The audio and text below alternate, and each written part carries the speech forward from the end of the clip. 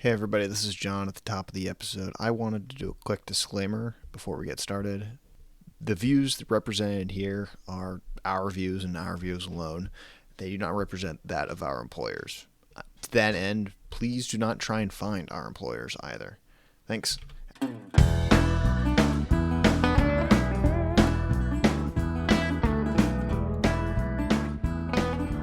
Hello, and welcome to SeedPod, a podcast about the natural world. I'm the main host today, Calvin. Our other hosts are... In order, AJ. AJ. There you go. We got it today. We always do alphabetical? Yep. I don't know. Alphabetical. It's We're doing alphabetical, from now on. alphabetical then guest. Hi, I'm John. Guest, introduce yourself. Hi, I'm Marissa. I feel like I'm secretly sneaking my way onto the pod because I keep showing up. Well, that's a later conversation. Yeah. We'll talk. It's definitely crossed at least one Okay. of our minds. I would say at least two of our minds. Yeah. Okay, If so one of them's mine, then yeah. Okay, that's hey, three. it's 3 out of 3. Congratulations. 4. okay, I we'll guess. think about this. All right, we'll all get together and chat about this later. Cut that. Yeah, I got you. Okay, so this is the second part in our two-part series on beavers. It's only going to be 2 parts. I promise you, it'll only be 2 parts. So because this is the second half of our series, Marissa, we're going to skip our normal questions for you, and we're going to jump right into the series. So to do that, we got to do our 2 segments. So we have Invasive of the Week. Boo. Our Invasive of the Week I think I'd mix it up a little bit. We're going to get into the lizard side of things. Actually, this is a hard lizard, and it's an underwater lizard. It's a turtle. Wait, So I went with... turtles are lizards? Well, yeah, they're are we in the doing lizard here? group. Dude, I don't know. They're turtles to me. What are we doing here? Turtles are not lizards. Well, they're in the lizardy group. They're reptiles. Oh, Yeah, okay. Is okay, whatever. reptiles Get out the of word here. you're looking for? Yeah, that's the word I'm looking for. All right, cut everything till now. So we have our first invasive reptile of the series, and that is the red-eared slider. So the red-eared slider is a Trichonomus scripta. This is a subspecies of Trichonomus scripta is the pond slider. The red-eared slider is a subspecies. It's Trichonomus scripta elegans. Yep. Okay. Elegans. Yep. Yep. So they are a turtle, or kind of like a smaller turtle. They're native. I'm sure all of us have seen them. They're native to the south central United States. Think like the Mississippi River, like kind of basiny up to Illinois, and like in the northern parts of it range, it really just sticks to the Mississippi. Okay. Part of the Ohio River Valley in like southern Ohio out into like the very tip of West Virginia, but not up into Pennsylvania. It does not cross the Alps. And like they get kind of into a little bit of Tennessee, but only half of Tennessee. And then in the western part of their range, they go out into Georgia. Sorry, they go out. I was thinking about other way. AJ. Yeah, they go out into Texas and like the Panhandle of Oklahoma, but they don't really get far in the Great Plains because There's no it's the water. Great Plains. Yeah. If it was wet, it would be the Great Delta, but it's the Great Plains. And they're a turtle, so they need water. So they get about 60 inches long. They can weigh up to like 4.5 pounds when they're on the big side. Usually they're about 8 inches long and like 2 to 3 pounds. So they're kind of smaller. Normally, because they kind of like to hang out in like slower water, they're kind of muddy. They're usually dark brown, almost black. That's their carapace or shell. When they're clean, it's kind of like a browny gray. It's got stripes in it to help with the camouflage. Their face is where they get the red-eared part. So their face has these lines of green, brown, yellow with a red stripe by the ear. Hence, red-eared slider. They are a very common pet. Like That was one of the most common turtles. Yep, that was my They're question. super easy to keep. Like, Yeah. it's lowest maintenance turtle. So I'm assuming that therefore they're great vectors for salmonella. Oh, give me a second. They are also occasionally kept and eaten, particularly in Asian countries because they're really easy to keep and they don't really need much in the way of maintenance, and you can feed them basically anything.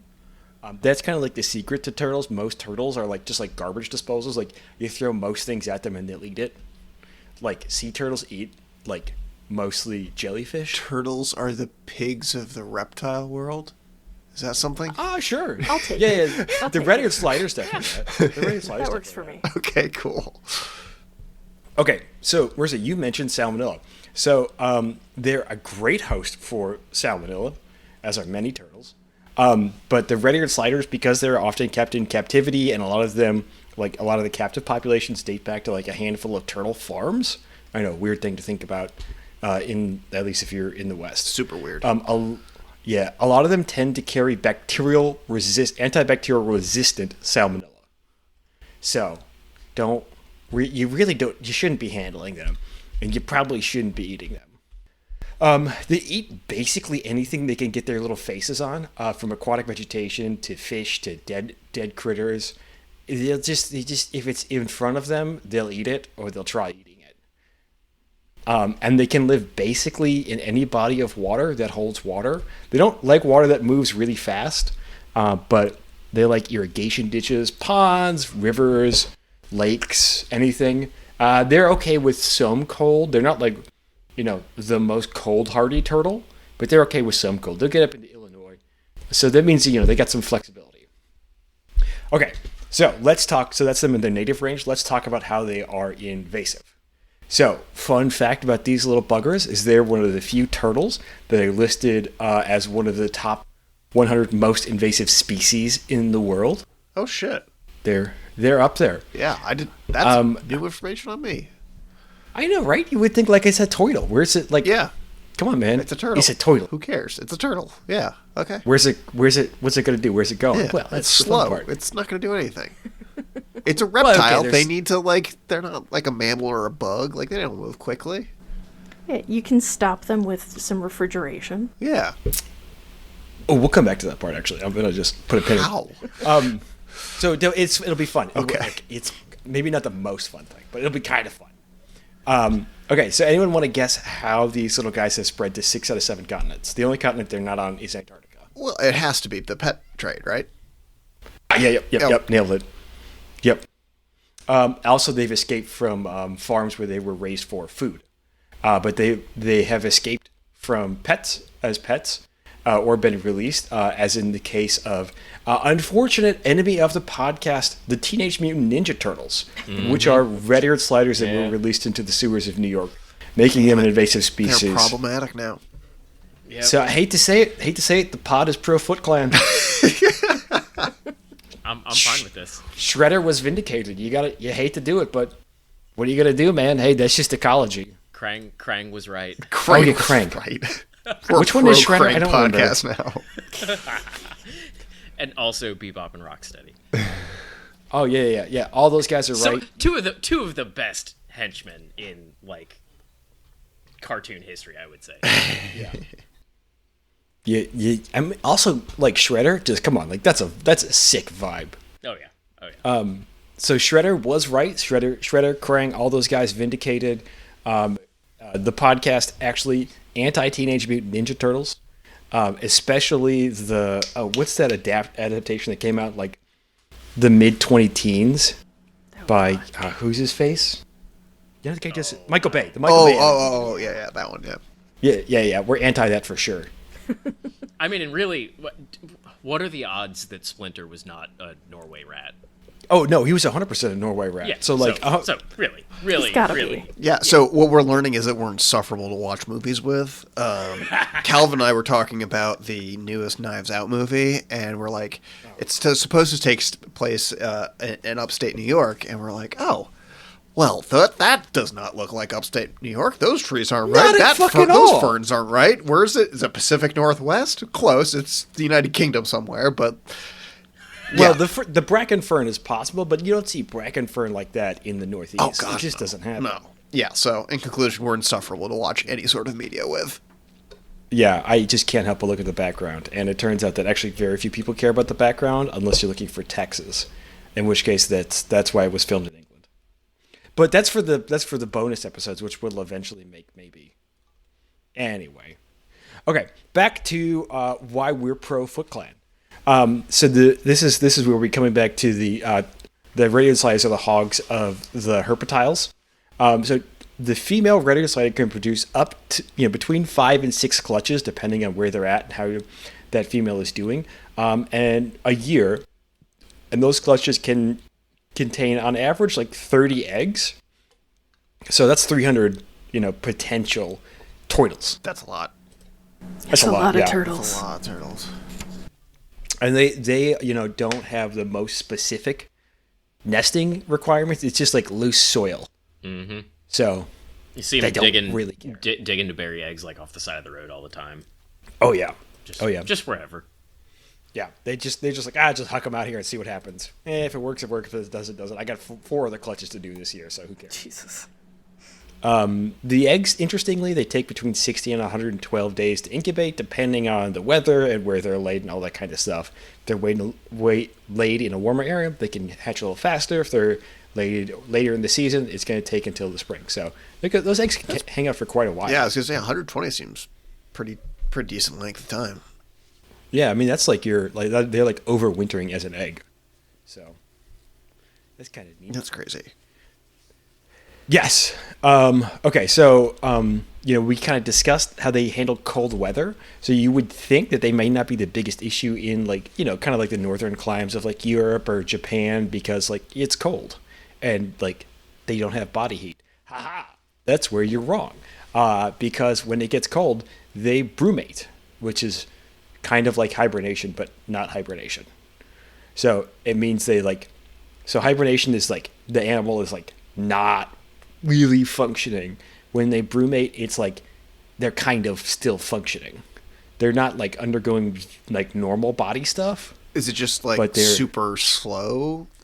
Like even slower than normal? So they switched how they generate energy and stuff. So it's like it's a step above hibernation, Gotcha. but it's a little bit less active than torpor. Yeah, so torpor is what they bears do experience. still have to like occasionally surface and breathe, or find something to eat. Yeah. Every once in a while. Whereas hibernation, you're in for the duration. You're in for the season. Gotcha. Brumate is they come in and out of it, just kind of based on what they need and what the temperature is doing. But like it's lower than torpor. So torpor bears do that. So like black bears will get up every 5 to 10 days, walk around, and then go back down. There's some really funny videos of like grizzlies and black bears like getting jumped by cougars, and like the bear's like drunk because it's not awake. Yeah. And the cougar's trying to beat it up, and the bear's like, "Dog, I gotta poop. Hang on." Shit. I haven't even woken up yet. Get off my ass. Can we do this in like 3 months, homie? Like, I don't want to deal. And so they brumate once it's like below 50. Water temperature is below 50 degrees Fahrenheit, not Celsius, obviously. So that's how they can tolerate cold weather. So control is individual removal. So Marissa, coming back to the freeze them, a buddy of mine, part of his job working for the Army Corps of Engineers was to remove red-eared sliders whenever they found them, because that's the only way you can get rid of them. He was working on a dam in Oregon. And so they had to freeze the turtles. And then once the turtles were frozen, because that was like, they weren't really, feeling anything, they had to like kill them 2 ways. So the freezing should kill them, but the second way they killed them was they cut their heads off. Okay. That seems effective. A little bit drastic, that'll but do it. like, I guess so. You throw them in a deep freeze, they're not going to feel anything. Yeah. Still though. Yeah, ow, it's fine. But individually digging up, turtle nests and killing, grabbing the ones you can and freezing them is not an effective control. Because, like, turtles live in the water. Yes. There's lots I've of heard them. that. And they're hard to grab, and they reproduce like hogs, so it's not effective. They replace native fish, wildlife, bugs. As we know, shrimps is bugs, so native shrimps. Other problems that they can cause in the eastern United States, where their range has been artificially expanded, is they can hybridize with other pond sliders, like the yellow-eared pond slider, to name a few. So, it's a little bit of a problem. AJ, yellow-bellied, whatever. The yellow-eared is the hybrid. Okay. Cool. AJ, what else do you know about red-eared sliders? I mean, mostly everything that you've said is just that's accurate.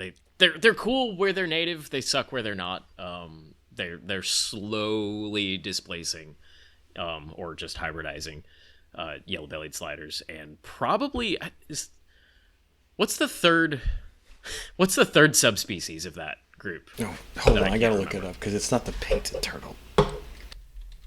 Do, But they're No, they're it's- probably it- coming. They're coming to a pond near you. Yeah. Great. I mean, they just Cumberland slider. Cumberland, yeah, okay. Which is probably the most vulnerable of the three as well, just because it's, picky. I want you all to know that this means that the next time I go to my local conservatory, which is like the size of a shoebox and has a bunch of quail and turtles in it, I'm going to be harassing the turtles because I have to find out what kind they are. Excellent. I mean, We can phrase it in a better way that sounds not racist.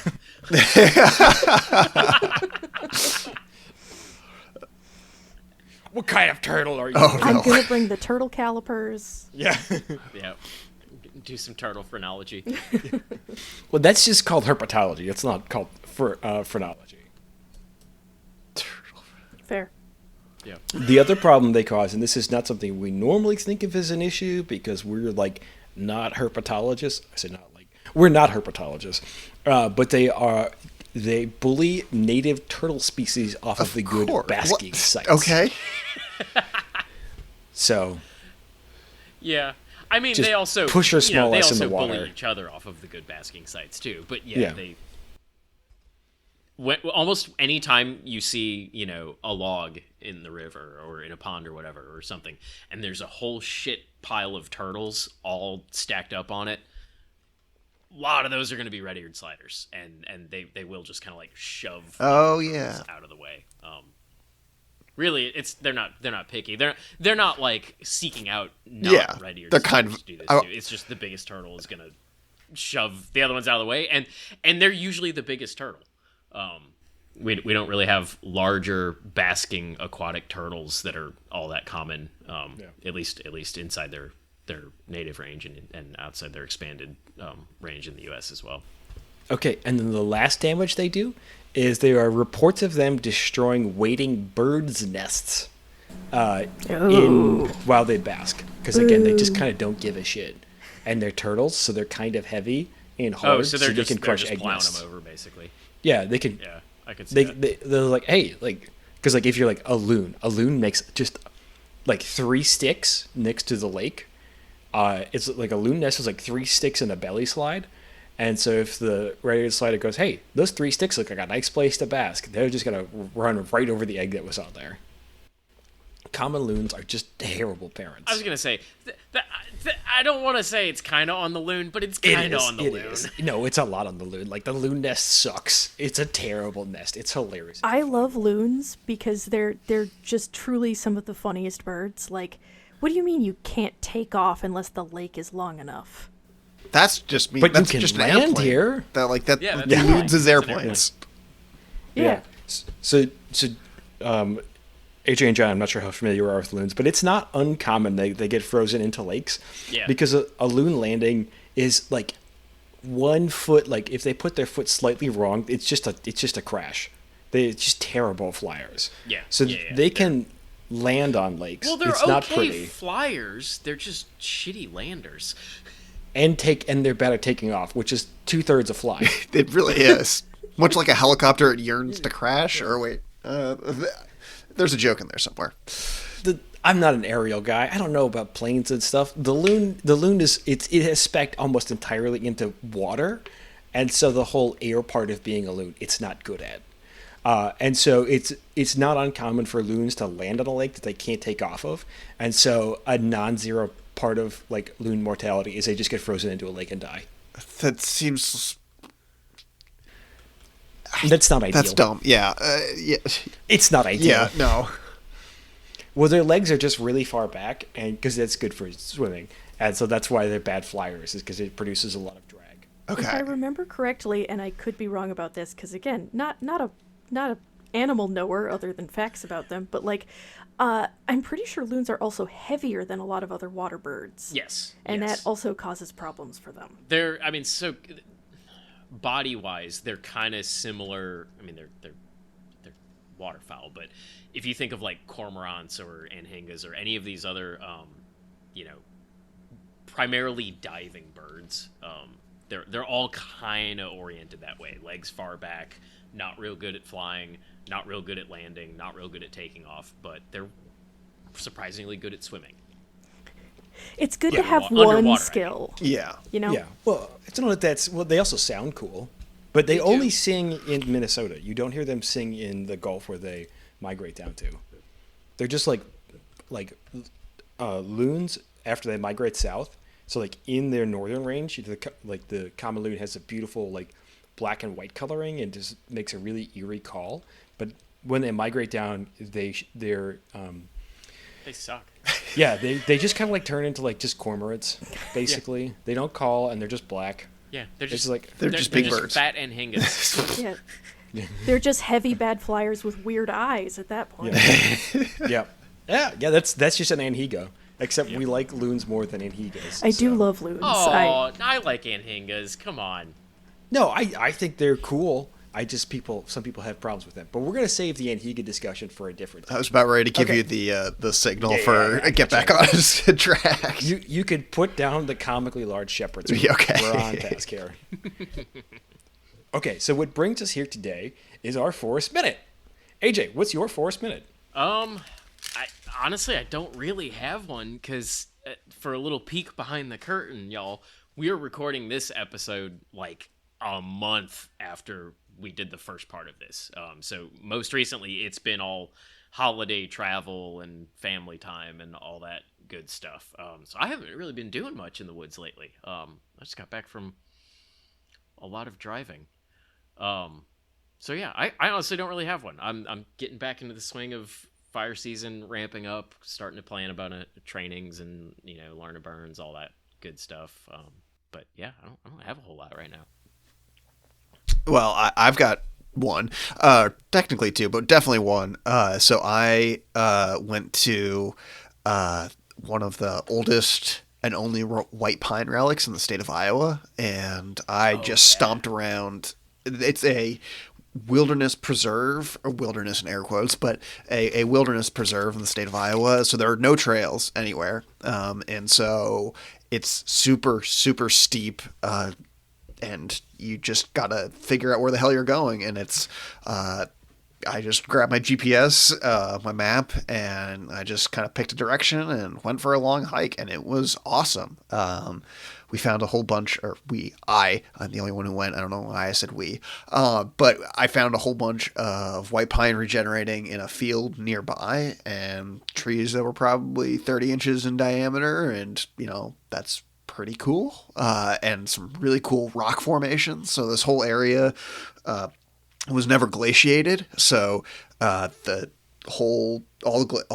glaciers during the last Wisconsin glaciation went around this whole area, and it's just this. It's called the Paleozoic Plateau is the fancy name for it. And yeah, it's got some really real, like, it's very steep. It's very reminiscent of Pacific Northwest in a lot of cases. And when I was there, it wasn't particularly cold or anything like that, and there was a lot of mist rolling in, and it just felt like I was in Oregon or Washington or something like that, rather than the middle of nowhere, Iowa. So it was really fun, and I had a blast. Awesome. Yeah, that sounds excellent. It's one of the best parks in the state, hands down.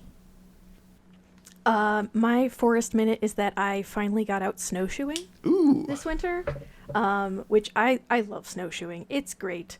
And I've had 2 winters in a row now where we've had enough snow to be able to do it.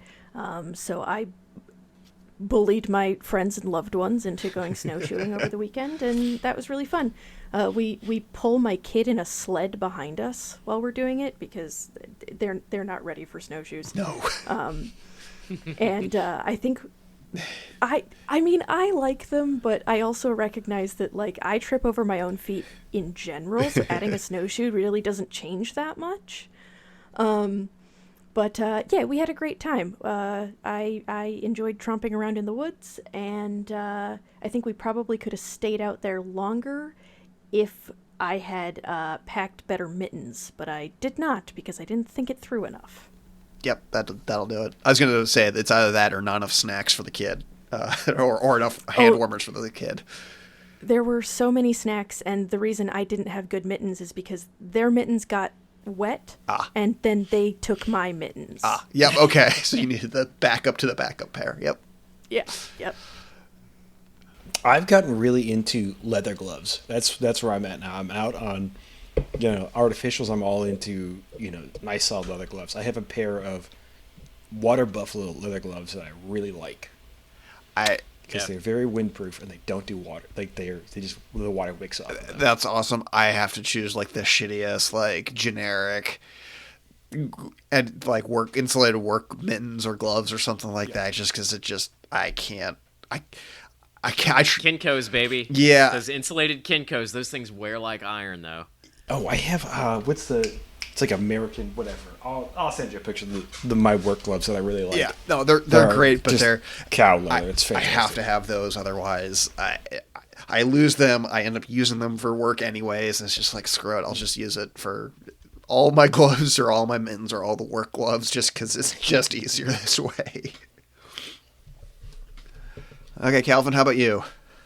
Okay, so my forest minute. I got a couple of good ones, but I'm going to get off the beaten path here. So my forest minute is an indoor forest minute. I got a book for my kid. It's called Ablaze. It's about the first female smoke jumper, and we read it to her.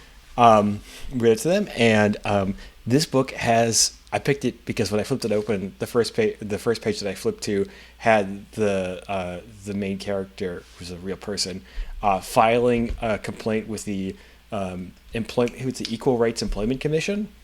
Okay. And so it's got a lot more gender politics in the workplace than you would expect out of a children's book.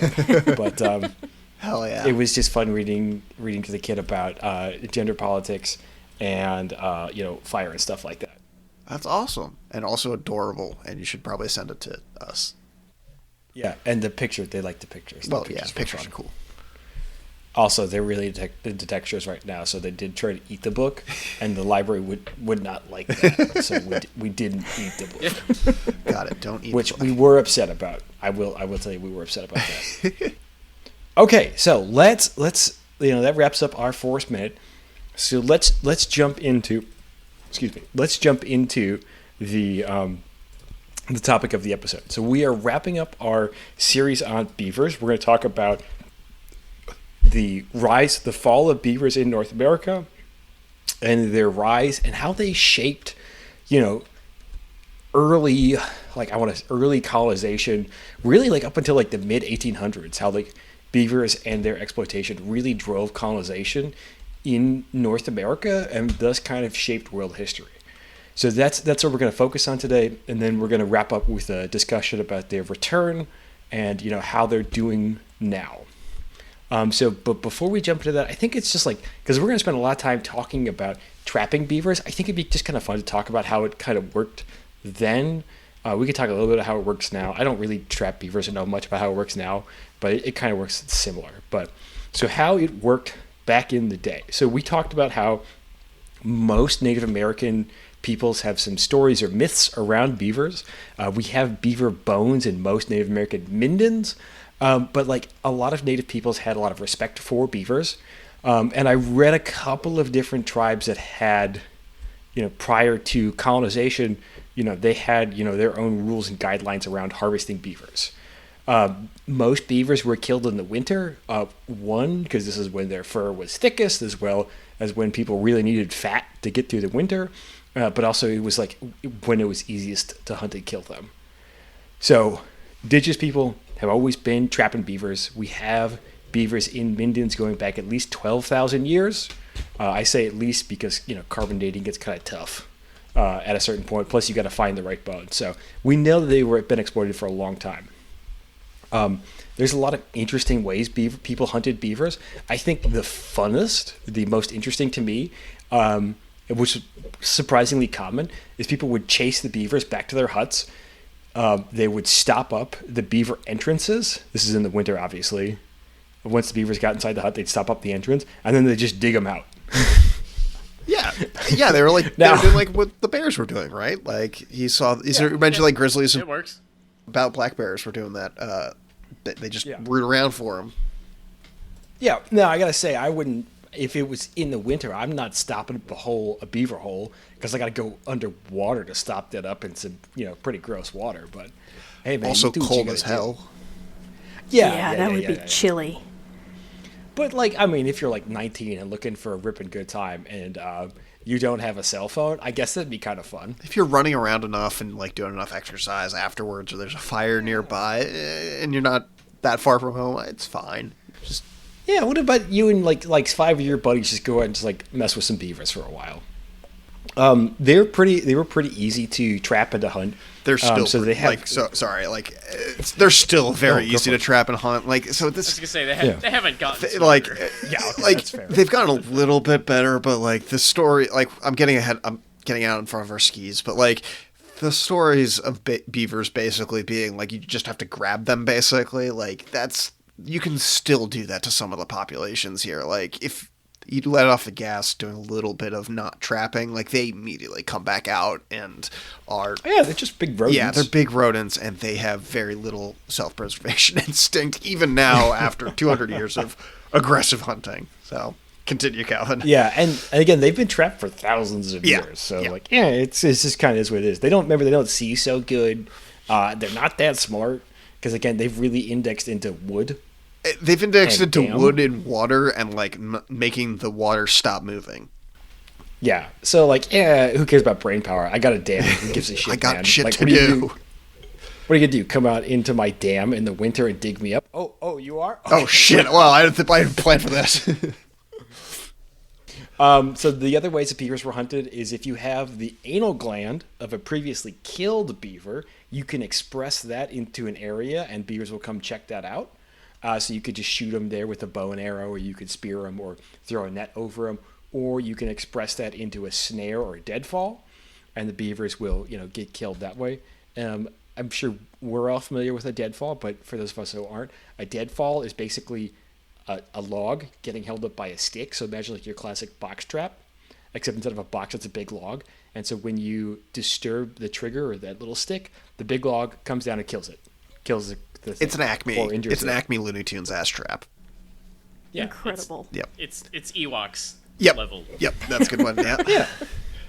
Yeah, and again, remember, we're talking about, in this part of the trapping, we're talking about indigenous folks, so metal doesn't exist. Well, okay, they have copper. They've got metal. if They've in got very metal. It's just specific it's parts. not as prevalent. It's not very common. Yeah, there are some metal tools, but not very many, and not used. They're not disposable and used in trapping. Because the other thing with trapping beavers is you can trap them on land or in the water, because they will have established trails that they use both on land and in the water. So you could also trap them on their trails underwater, which is pretty cool.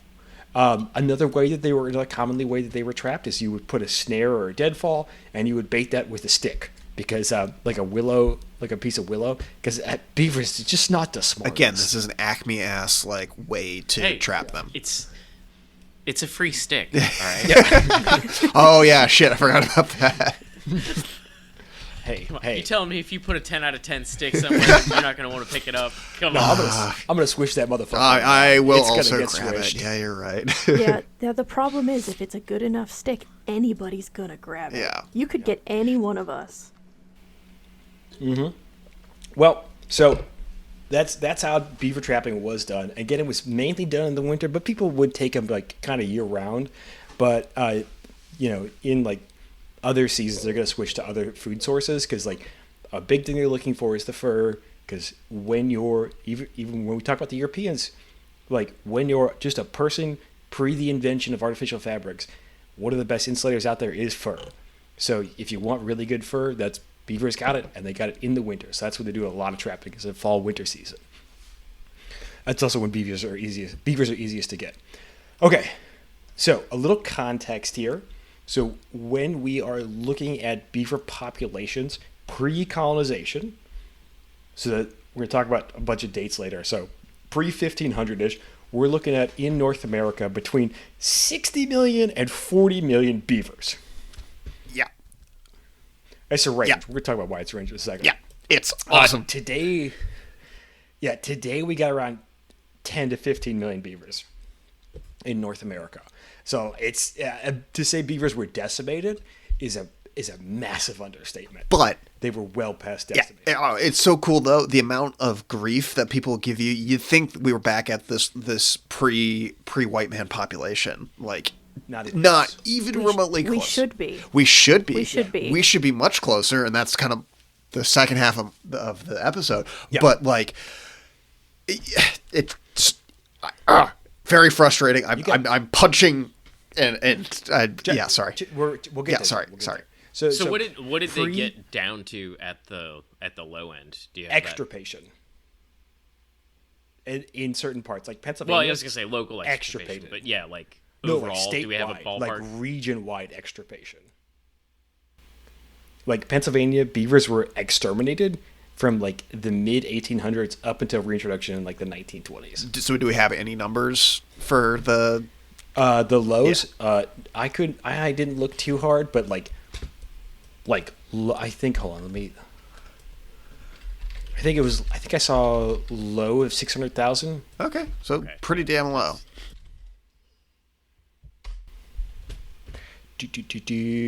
Oh, okay. One estimate puts it as low as 100,000. Jesus.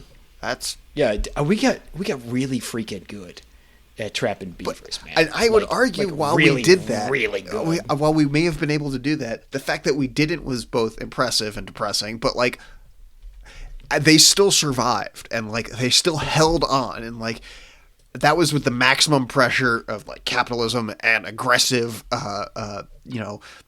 we need to remove them because otherwise I won't be able to farm this 1/10 of an acre next to this field or whatever.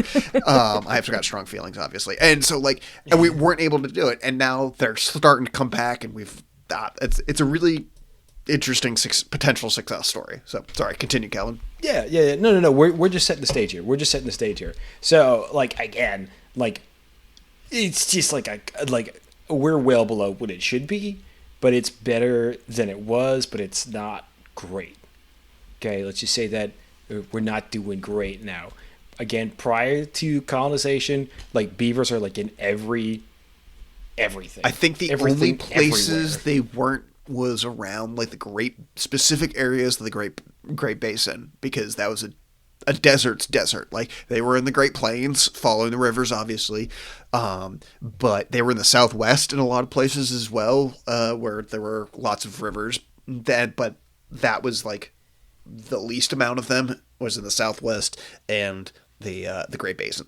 They were everywhere else. They were from the Rocky Mountains, they crossed the Continental Divide, they were all the way on the other side to the East Coast, up and through the Yukon into Alaska, high up into Alaska. Yep. I think I said on the previous episode, but my favorite thing is they found fossilized beaver dams in the same location in the highlands of Utah, and they found, that's those fossilized beaver dams were a couple 100 yards away from an existing beaver dam. So they've been occupying this place to the point where you have fossilized beaver dams built up in the sediment layers, and then you have a dam on top of that. So they find these areas and they stick with them even after their population drops basically to zero. So they're fascinating creatures. Oh, yeah. Okay, but we're going to talk about that in a second. First, we have to talk about how beavers shaped North America. Okay, so the one thing I want to put down as a note on beaver population estimations and why they're so varied: one, it's tough to back estimate populations, and two, we do have this interesting phenomenon, which is kind of partially, depending on who you ask, partially tainted some of our expectations of previous wildlife populations in North America. So once European colonialists show up, you get disease spread, and that destroys Native American populations. We're talking easily 89% population loss. And indigenous people are a big predator of a lot of prey species and predator species as well. And so during colonization and exploration phase, you have potentially artificially high populations as these animals have been released from some of their largest predators.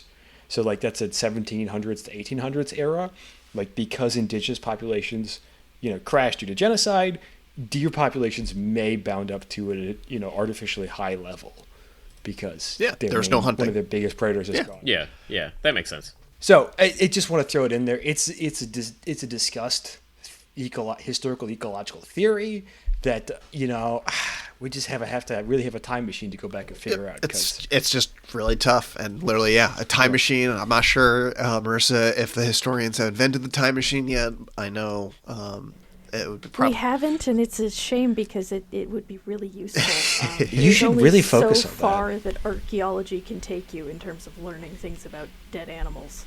Yeah, and it doesn't really take us, from my reading, it doesn't take us that well into estimating populations. Yeah. Well, and I think also great. too, archaeology is great. Texts are fantastic, but after a certain point, you can only get so far with that.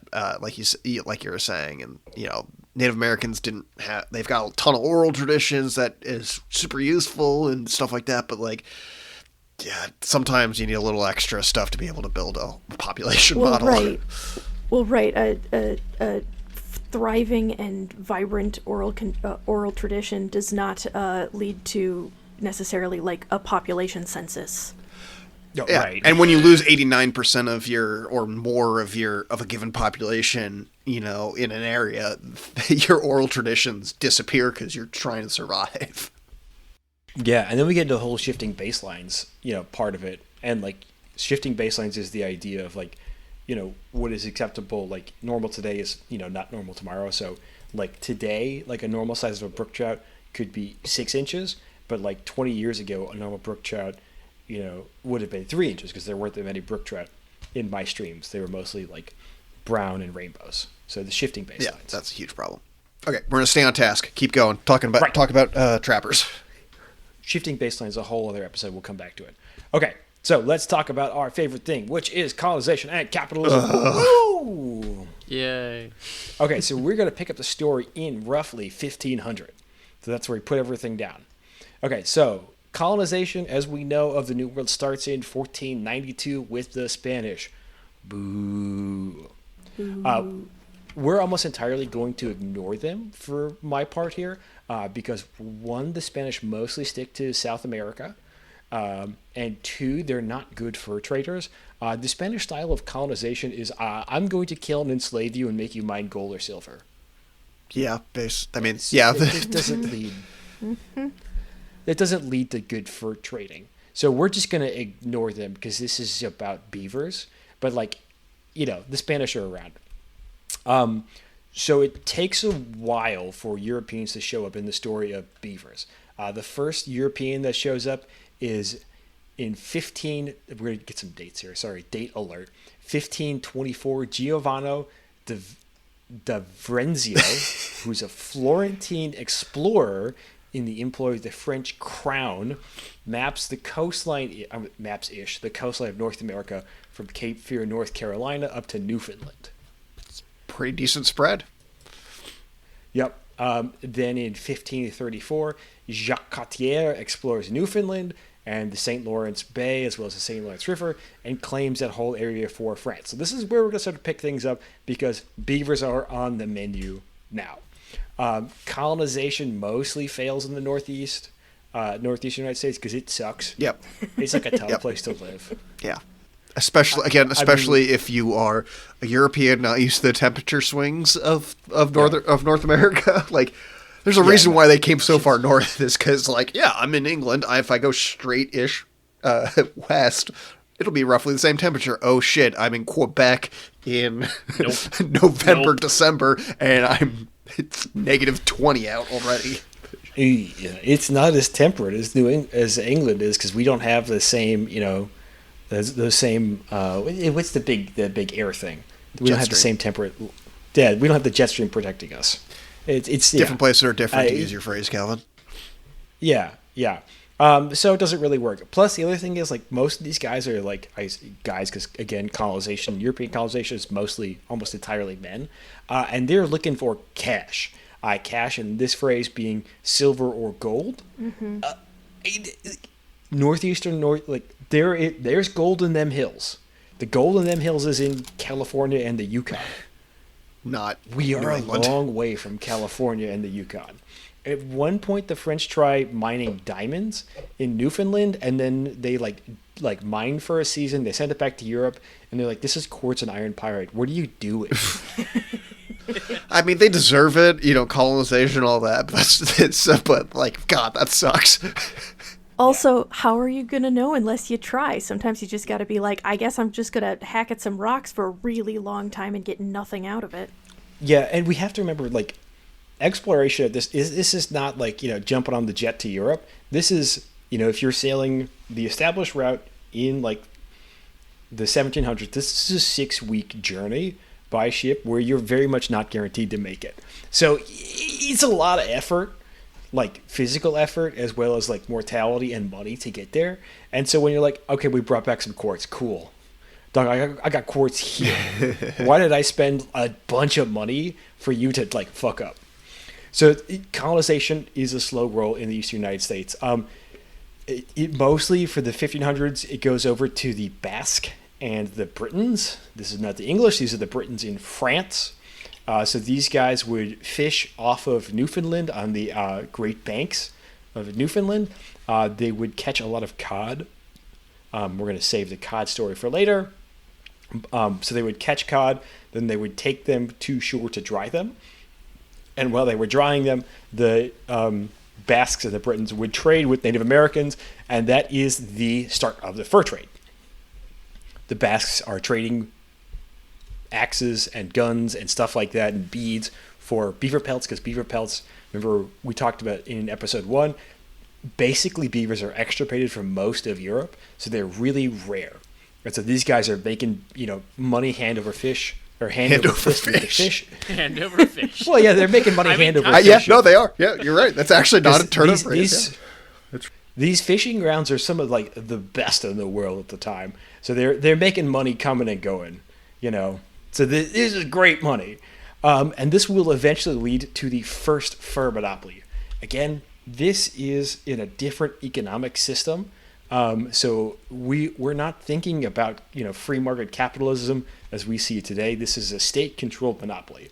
So the French crown gives the first fur monopoly to Grave DuPont in 1599. So there's like 70 some years of like Basque fishermen like fishing and trading, and then they're like, okay, there might be something out there that's not gold, but it's pretty close. Let's see what homie can do.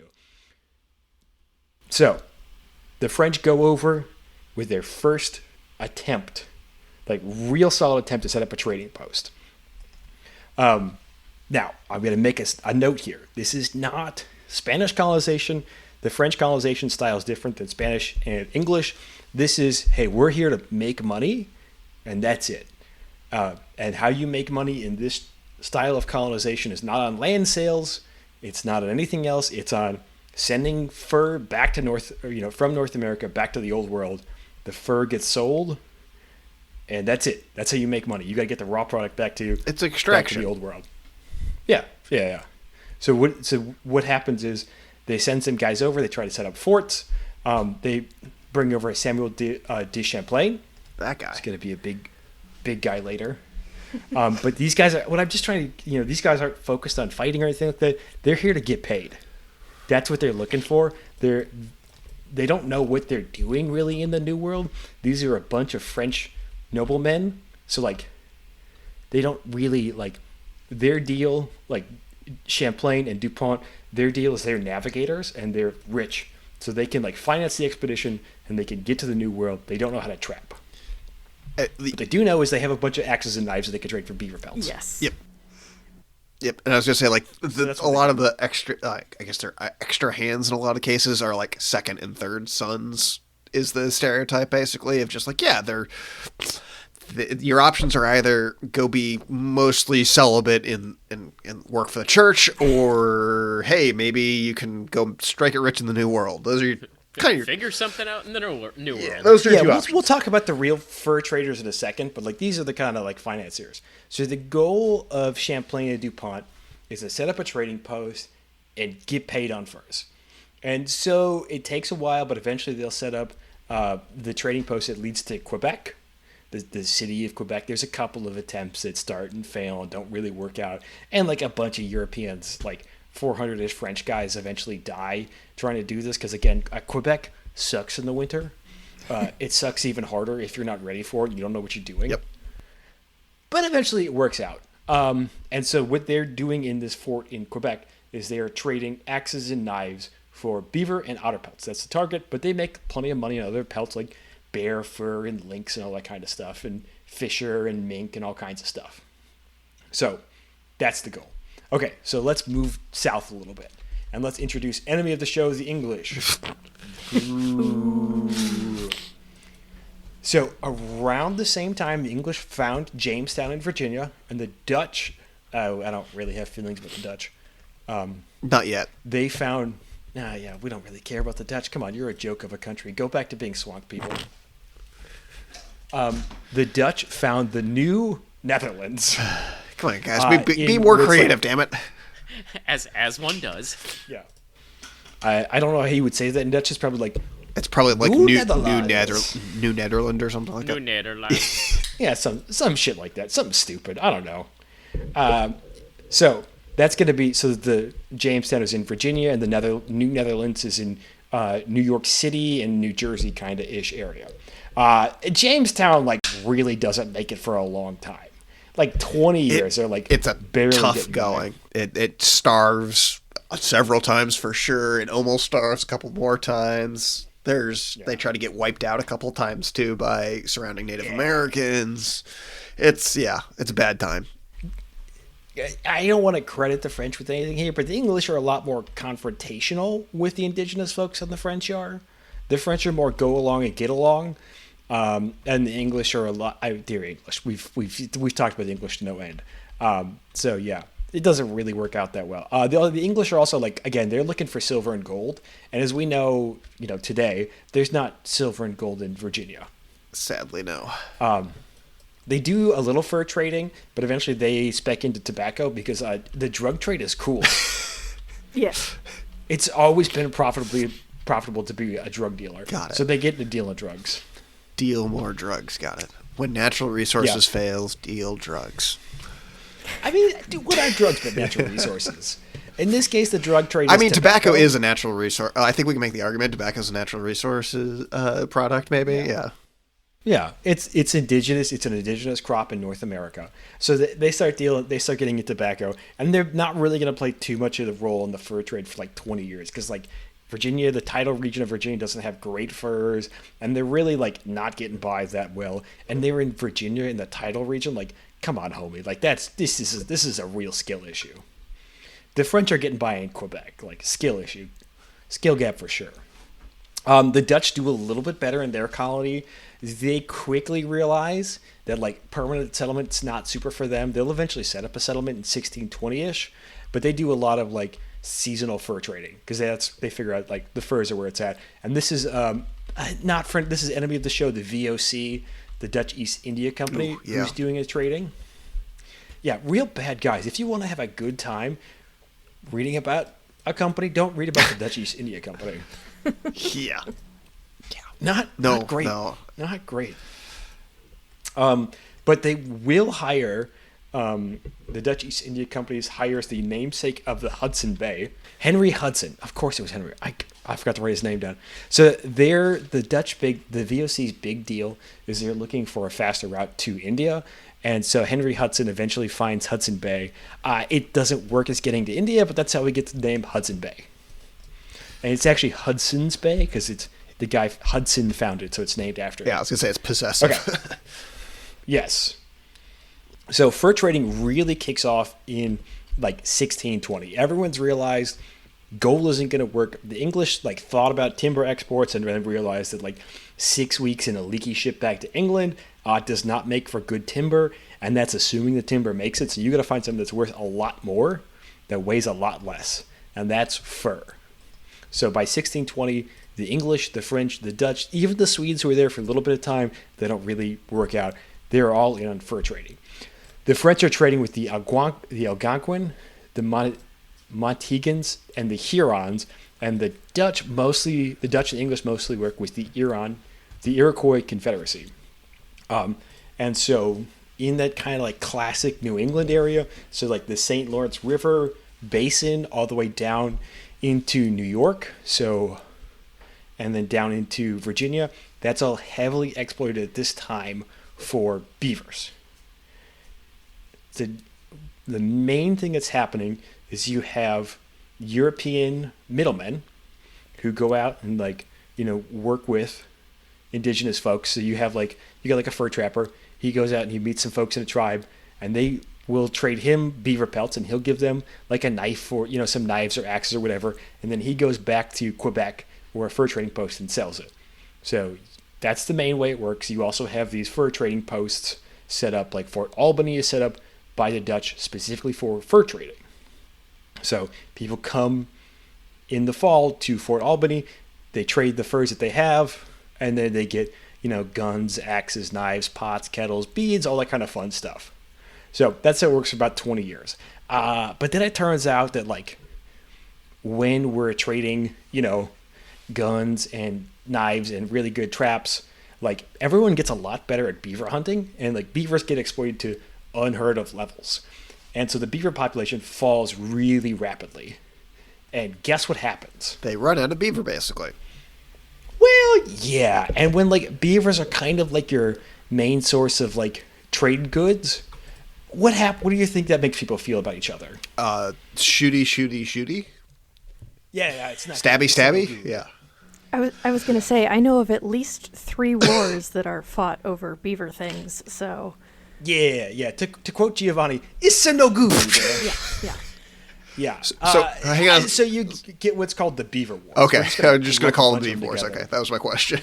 Yeah, this is a series of conflicts that starts in depending on how you define it, 1620 through 1630, and runs all the way to 1667. Marissa, please jump in any time here. I'm not gonna be able to pull out the dates out of my head, so I'm just gonna say you're right, no matter what dates you say. And then you have conflicts that continue into the 1690s, and a lot of these wars, I'm gonna breeze past all of this, just for time's sake, and also because it's a lot. And this isn't a history podcast; it's a natural resources podcast. So what basically happens is the Iroquois Confederacy. It's a confederacy of 5 tribes. They beat up everybody. So they drive out the Wendan or Hurons, the Erie, the Neutral Confederacy, the Huron, the Putin, the Susquehanna, also called the Conestoga, the Mohicans, and the Northern Algonquins. They just beat up everybody. There's, depending on which historians you ask, the Iroquois probably do a few genocides in there. It's not good. Also, in this time period, you get the first deployment of European regular troops to the New World. This would be in 1862 when the French deploy 1,000 line troops in Quebec to defend their fur trading outposts as well as their tribal allies.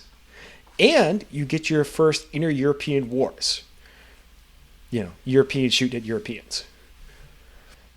So it's not a great time. And this is, as the name would suggest, this is a conflict driven entirely by the quest for beavers and other pelts, but mostly beaver. So I got a question for you, or a leading question, I suppose. So where are all the beaver pelts going to? Is it all going towards that stereotypical hat that everyone is wearing, or? Ooh, that's a fantastic question. So at the beginning of the 1600s, they're used for a lot of different things like robes, blankets, and stuff like that. But towards the mid 1600s and 1700s, people are making nice, really nice top hats out of them. And so in those top hats, what happens is you take your nice beaver pelt and you make a velvet out of it. So you cut off all the big long guard hairs and you make a very fine, nice hat out of it. It's worth a lot of money. I'm gonna jump in here a little bit. So it's beaver felt, which is actually not a thing that one would stumble upon. And for some reason, the Russians figured out how to make beaver felt. And so you actually have this really interesting circuitous trade that happens where indigenous trappers are giving things to European traders who then send them across the Atlantic and sold them to the Dutch, who would then ship the pelts to Russia. The Russians would turn it into felt, sell it back to Dutch merchants, who then would sell it to French and English hatters. So it's a very well-traveled fur. So I will say, this certainly sounds familiar on like how you well, pre-tariff, I suppose, but even still now, like how you assemble a car is like it goes through 85 different things to get back to, getting it to sell to Joe down the road or whatever. So I was glad to see like we've been doing it since literally the dawn of the modern era. I was going to say, I feel like that's the historian's secret, is like some things have always been like this. We just like to think that we invented them in the modern era, and it's like, nah, we've always been doing this. So we're going to talk about the value of these pelts later, because but also just like, no, it's tough to value these things, but just know it's worth a lot. It's worth enough to like, we're sending like a bunch of dudes, halfway across the world to trade with people you've never met before. So you might as well start talking about the pricing, because we're at an hour already. Oh, we're going to hold on to that for a second. Okay. So the French end up losing, the French and their allies end up losing this war, and so that's what keeps them kind of like in the St. Lawrence working up north, and it also starts to force them west. So that's how we get expansion into the Great Lakes. Pierre Esprit Rubens and Menard Choc de Grosser, because the French lose the Beaver Wars, they got to explore new places. So these two guys go and they explore Lake Superior. Now, the thing is, they didn't have a license to do this. So when they came back with all these beaver pelts and, like, word of, like, hey, this is a great place to trade beavers. It's like, let's just go really far west. They got in a lot of trouble because they didn't go through official channels, and that would have broken the Crown's monopoly on fur. So they lose everything. These guys get so pissed, they go to England, and they found the HBC, the Hudson Bay Company. So we'll put a pin in the Hudson Bay Company. Let's finish out the French. So the French, due to their losses in the Beaver Wars, as well as a couple of other wars, are kind of limited to trading north of the St. Lawrence. That's pretty trapped out. So they're struggling here. They actually build the first sailing ships in the Great Lakes to defend their forts and move furs. And they'll eventually get pushed out of the New World in the mid-1700s as they lose the 7 Years' Wars, etc. But put the French aside. Let's talk about the country that made Canada real quick. I'm going to be as fast as I can on this. So the Hudson's Bay Company, the HBC, or the Bay, was one of the longest existing corporations. It died this year due to one of our good friends, American capitalism. Boo. I mean, yay. I'm confused on the subject personally. But hey, it doesn't really matter. So the Hudson Bay Company was founded by those two explorers that I mentioned, as well as some investments from some very rich Englishmen. So their idea was, hey, we're going to come through Hudson's Bay. We're going to trade. We're going to set up some trade posts on Hudson's Bay. And then people are going to come to us, and we'll send some traders out to meet the people, and the people come to us, and that's kind of how we're going to do it. They said what are called factories. These are these big fur trading places. So you have like York Factory, Moose Factory, Rupert's House, etc. These are the outposts. They're on Hudson's Bay, and everyone comes up there. That's the idea. As part of setting up Hudson's Bay, they will get claim to roughly 150 million square miles of territory. The entire drainage basin of the Hudson's Bay. Which is a huge area. Yeah. Insane. It's about 40% of modern Canada, though. Yeah. And Canada's known for being a small country, I believe, right? Oh, wait, hang on a second. I'm looking at something that says it's big as hell. Yeah. Mm-hmm. Yeah. Yeah, so we're going to do like a really quick history of Hudson's Bay. So what they do is they do, fur for goods, and they base their entire means of exchange on the MB, the made beaver, which is a prime beaver pelt that's been dried or processed for a year that's ready to go back to Europe. So they'll stack these bad boys up, these and other furs up into bales that weigh about 90 pounds, and then those all get paddled to a factory. So indigenous folks can bring them in. You got your fur trappers, your fur traders are going on working with indigenous people, and like those guys, their livelihood will be like, I work with like 7 tribes, mostly Cree to start, but like you work with like 7 Cree tribes in like, Ontario, and like you paddle these, your canoe back to the factory. Eventually, they'll get into the voyageurs, who are super fun and cool. These are like French dudes. There's also the Métis people. The Métis people are, I don't want to get too much into indigenous politics, but a little bit. They're officially half breeds, and so that's the offspring of European men and indigenous people. And it's kind of contested in Canada if they're an indigenous nation or not. So you'll get like French as well as Métis and indigenous people on these canoes. In the official company canoes, these canoes are about 25 feet long and can carry roughly 4,000 pounds of fur. Damn. They're paddled by a bunch of dudes. The voyageurs, super fun. Again, we're going to really just cut this down. They were looking for small, lithe dudes. They also like people who couldn't swim. The thought was, if you can't swim and the boat flips over, you're going to grab onto the bale of fur and swim that to shore.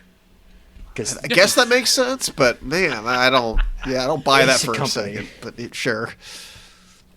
Yeah, so that was the thought, because the fur bales float, so you'll grab onto that and swim that to shore. Most of the fur trapping or the fur trading happened in the fall and the winter, and the trapping happened after that. So it's super fun. It is super fun, all the voyageurs and stuff. But the French, the HBC, their right is to go out and to do fur trading. They don't do any colonization. They set up they'll set up a number of small outposts as they go, but they don't do colonization. They're just out here trading stuff. So that's how you get a number of these French fur traders that basically go from the Hudson's Bay all the way into Alaska, down to Oregon.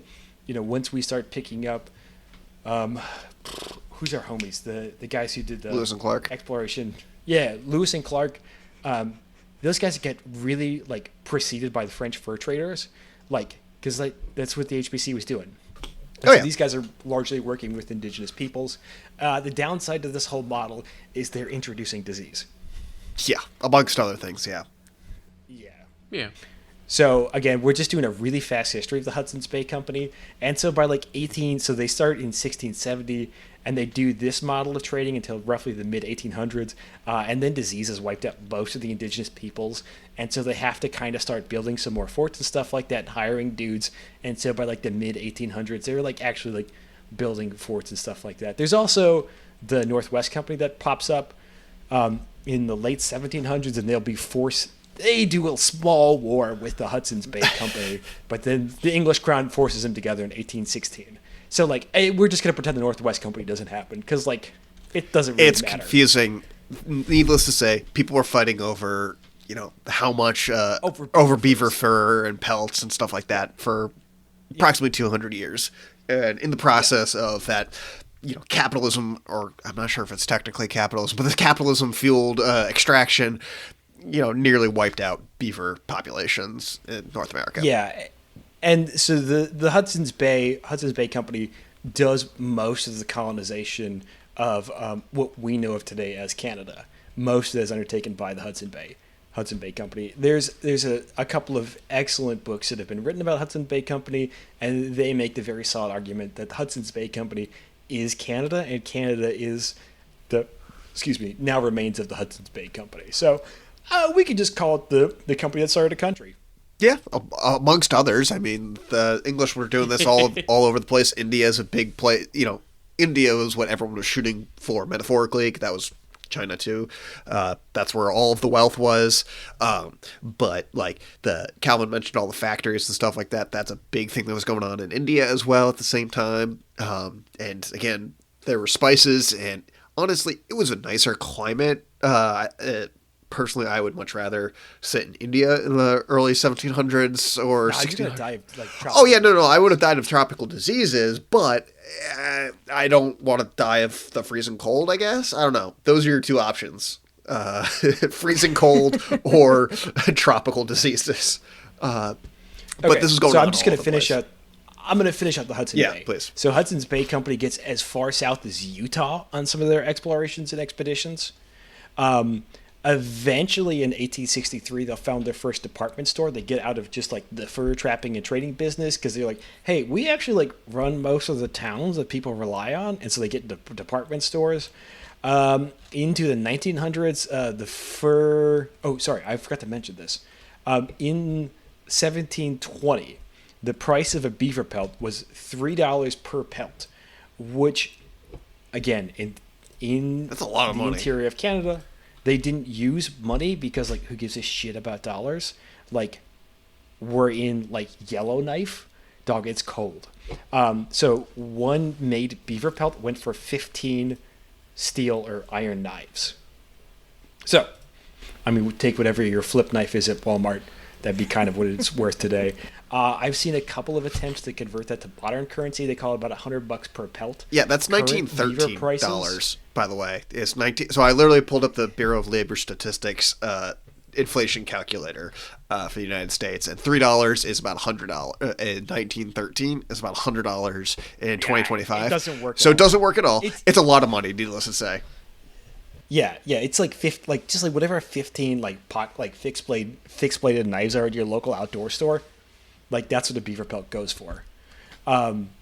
So it's you know It's a lot of money. these things are worth a lot, and they're worth even more to the company. Eventually, they'll get out of the fur business and they'll get into the department store business.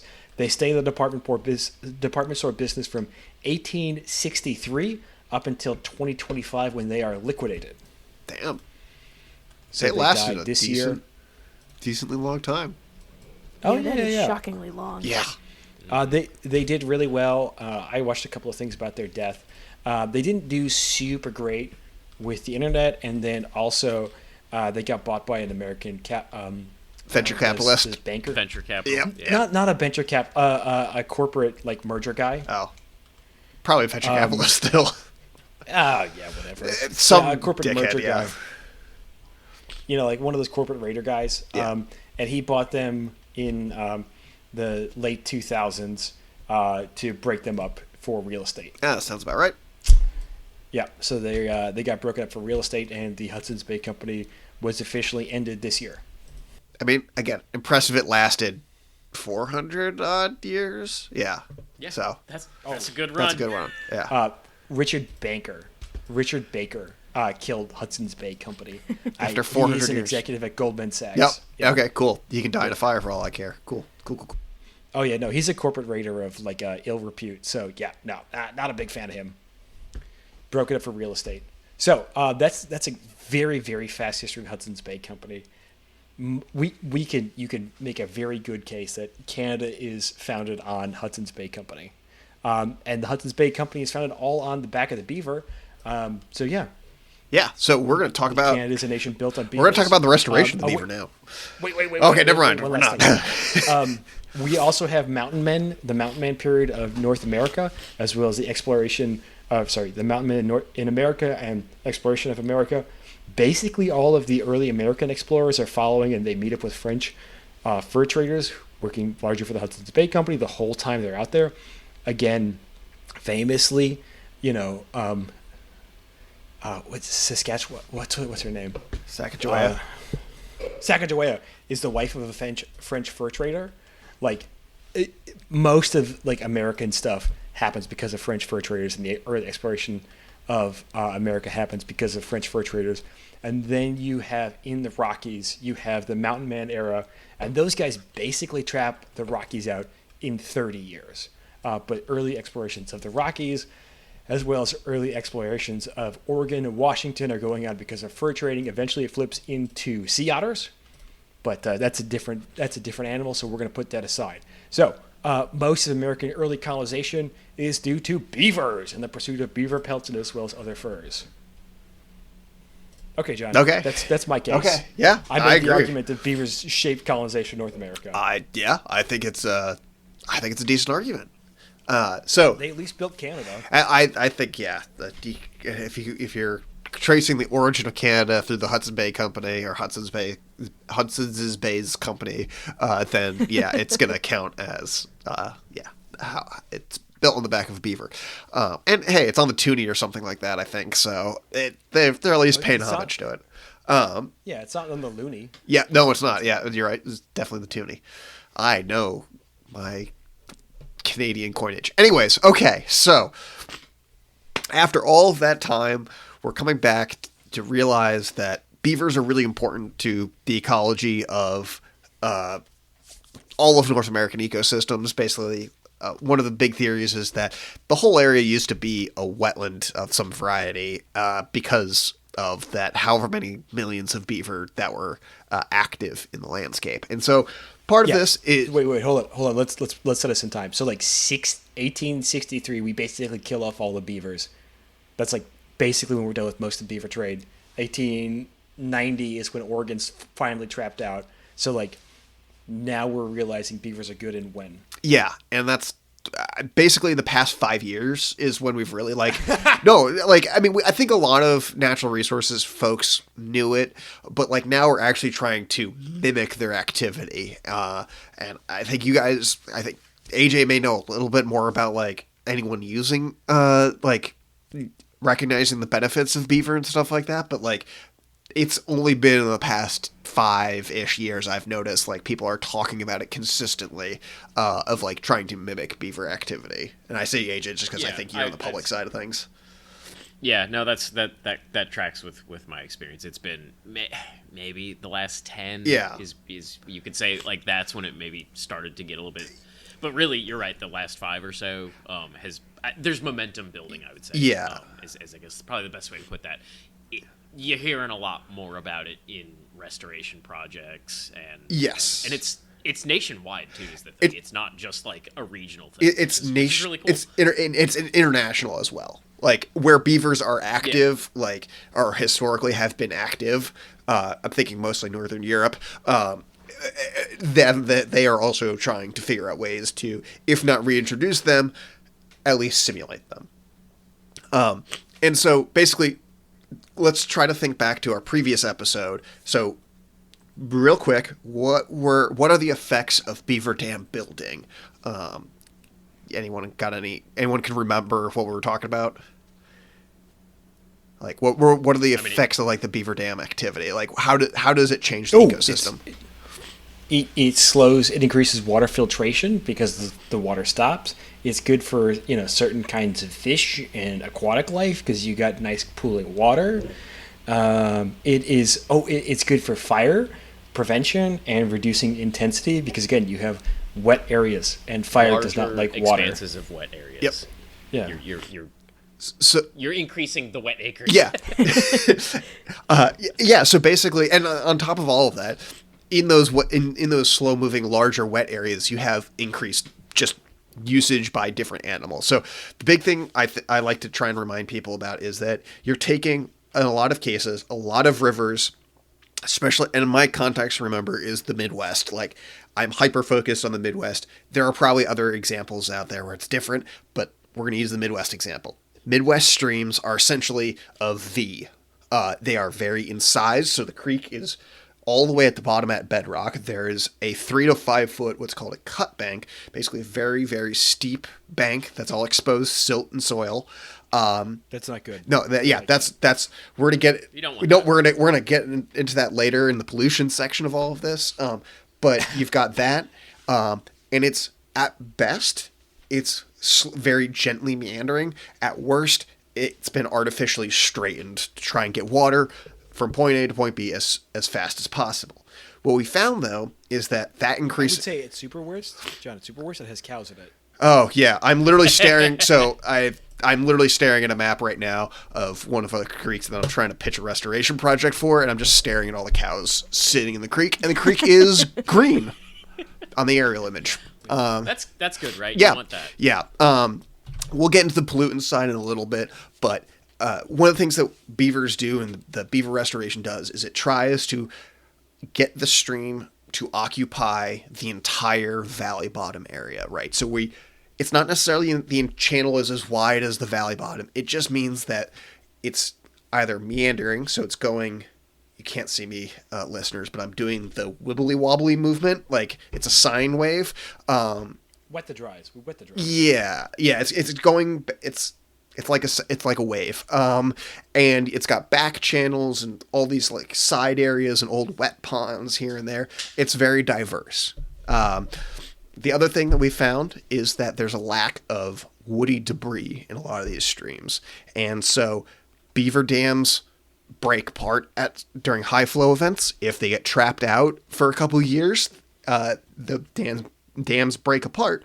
But when they come back, the whole stream structure has changed. And I've seen this on a property that I manage. The beavers built a dam. They changed the direction of the stream. Stream's still flowing, but they changed how the stream flows. They left the area during a high flood event, and now we have a small seasonal wetland area. It's this really cool area. So like even if the beavers move, we still have this really cool hangover effect. So beavers do a lot of really cool shit. See the previous episode. So we want to try and simulate that as much as possible. We know that beavers are in a lot of stream systems nationwide, but they're nowhere near the sheer volume that they used to be. And part of it at this point is, some areas it may not be feasible to restore beavers because of human conflicts and stuff like that. I'm a big believer that a lot of this can be worked alongside with beavers, and there's mitigation ways to like prevent flooding and make sure that they're not damming up too many important areas. But anyways, the way we do beaver wetland restoration or simulation is build what's called a beaver dam analog. And so does anyone have any idea what a beaver dam analog is? It's a fake beaver dam. Basically, yeah. What I tell people is, okay, I'm going to put you in this creek and you're going to pretend you're 6 years old or something like that, and you're going to try to stop the water using what you have in 50 yards or whatever. Try to stop the water from getting from here to there. That's it. That's all you're doing. Hell yeah. It's really funny to see a bunch of like engineering nerds from NRCS that normally have like all of this like brain power and excavators, and I'm like, okay, so here's a shovel. Here's some gloves. That rock and that stick. Yep. And stop the water. So your kids are literally better at this than you are. Yeah. So actually, I was gonna say I saw this at the Duluth Aquarium. Probably, yeah. So there was a little kid water play area. Yeah, that's literally all it is. Is like, it's just you're being a toddler, you're being a kid, you're being a tween that has too much time. So if you open, so I sent the Discord chat. I sent you guys the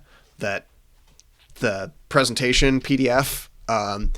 If you look at podcasting, famously in visual. I'm trying. It's yeah. That's on me. But it has a picture of what a beaver dam. Oops. It has a picture of various beaver dams. But more importantly, it has a picture of a beaver dam analog. It's literally a bunch of sticks, mud, rocks, put in a stream in trying to look like a beaver dam. So listener, to quickly describe it. Yes, please. It's think of some some stakes or like T-posts, if you know what those are. A couple of those across the width of the stream or whatever it is you're trying to dam up. And then you're kind of just piling sticks and rocks and mud up against and around those to dam up the water flow. And that's kind of all there is to it. That is literally all there is to it. And so the purpose of these at the end of the day is to act like a beaver dam. You're trying to slow down water. You're trying to force it to pond up a little bit. You're supposed to force it underground in some cases to recharge aquifers. In the area of the Midwest I'm at, it's a very porous bedrock. It's limestone, so like you can get water to go down very easy. But the other more important thing is it's supposed to attract beaver to the area in the future. This sort of beaver dam analog, real quick, is just supposed to trick a beaver into thinking that another beaver was here, but died in some fashion, or a very stupid so it's a ladies' night. or it's a very stupid beaver tried to build with stakes in the wrong direction or something like that. That's all it's trying to do. We're trying to just start the process early, or not early, but like just kind of kickstart the process of restoration. that's really it. Like we can spend a lot more time, but like at the end of the day, that's all it is we're just trying to simulate a beaver and kickstart them recolonizing the area. Going back to kind of the why are we trying to do it, we talked about like all these really cool things that beavers do. The other thing that I always like caution people about is that beaver dams in and of themselves are not the solution, or beaver dam analogs are not themselves the only solution. We talk about wolves a lot of times here on SeedPod, and Calvin's a big believer, like wolves are not the solution alone. Like there's a lot of things going on that we have to do. Same thing here in doing stream restoration work is you have to also have habitat and buffers and grasses and forbs and trees on the outside edges of these streams. You can't just plop a beaver dam analog and expect a beaver to use it effectively. And so, are you suggesting that there's a system involved in an ecosystem? I am, Marissa. I know, it's crazy. So yeah, a system that could be home to things. Yeah, yeah, and you can't just can't just select individual things that you like. Like it has to be a complex set of. You kind of need the whole thing. Yeah, or as much as you can get. Yeah. There's like, and I hate to use this word, nuance. That's shit. Yeah, you can't just say, I planted the thing and now it's done. And now I'm done. And this is something I've run into is a farmer planted like maybe 50 feet of walnut however many years ago. Just pure walnut plantation. He mows in between the rows in the middle of the summer because of course he does. And he's like, well, the bank hasn't stopped eroding. And I'm like, yeah, man. You planted 50 feet of walnut. That's like 10 trees wide. So you did that. Nothing else above you is getting addressed as well. And there's nothing in this stream to slow down the water. So this really cool, I forget the name of the wildlife refuge, but like it's the only big national wildlife refuge in the state of Iowa. But they have. You have them? Yeah, I think that's allowed. Yeah, no, it's not allowed. The legislator would probably try and take it away. Anyways, they restored this whole area. They took all this cropland out of crop production, planted it to super high quality, high density prairie. Fantastic. They did all this restoration work. They didn't do a thing to the creek channels. Like I was saying before, it's a stereotypical Iowa creek channel where it's a very deep, exposed cut bank. No vegetation on the sides. And even still, they may have done all of the most perfect prairie restoration. They're burning it on 2 to 3 year cycle. They've got bison roaming through occasionally. Like, oh yeah, I think it's Paul Smith Wildlife Refuge. If you're looking it up. But one of the things they found is that they're still getting a lot of erosion. Like the area that this refuge is in is what's called the Drift Plains area of Iowa, which is basically just feet of topsoil. Like it's been scraped smooth by a glacier, and then a couple 24,000 odd years of prairie plants burned, lived, died, decomposed, bison shit on it. Like all of this stuff has happened. History has happened, built up literally feet of topsoil. And they're not at the bedrock yet. And so they're still eroding down, even though they've taken all this cropland out of production. And so they're coming back down to the theory of, well, I think we need to stick some wood and do some beaver dam work in these creeks because they're just going to keep eroding down. And so we're still in the middle of trying to figure out what the heck it got started 2 years ago. Like that's relatively short term in the natural resources sphere. So one of the hypotheses is like you need bank restoration, so buffer restoration, so ecosystem stuff on the land outside. You need to have in-creek restoration, in-stream restoration with the technical term is grade control structures. Basically, you're trying to control the flow and speed of water. In this case, it's beaver dam analogs.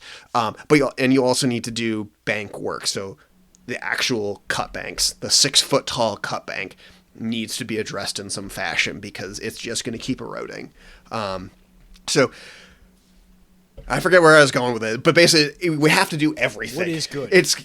What is good? Yeah. So No, wood is Wood is good. Yes, thank you. Yeah, so using wood as ways to buffer and slow down water in the stream channel itself, but also on the edges of the stream channel, like using root wads and larger sticks, basically larger branches to reduce the impacts and the flows on those banks as well. So that's the reason why we do a lot of this stuff. Some quick questions I wanted to throw at you guys.